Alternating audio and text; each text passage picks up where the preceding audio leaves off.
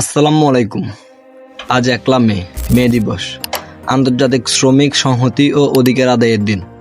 এই দিনটি শুধু ছুটির দিন নয়, এটি শ্রমজীবী মানুষের দীর্ঘ সংগ্রাম, ত্যাগ ও অধিকার প্রতিষ্ঠার দিন।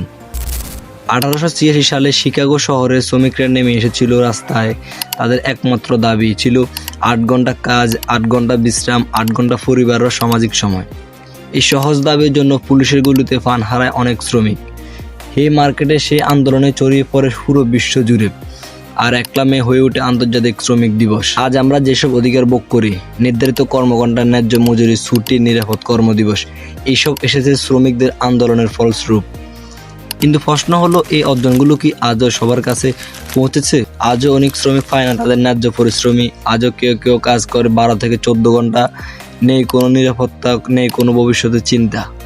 তাই মে দিবসের বার্তা আজও প্রাসঙ্গিক, আজও জরুরি। আসুন আমরা সবাই একসাথে বলি, শ্রমিকের অধিকার হোক উন্নয়নের মূল ভিত্তি, শ্রমের মর্যাদা প্রতিষ্ঠায় একসাথে কাজ করি। সমাজে হোক ন্যায়ের আলো, সম্মান থাকুক সব কাজের জন্য।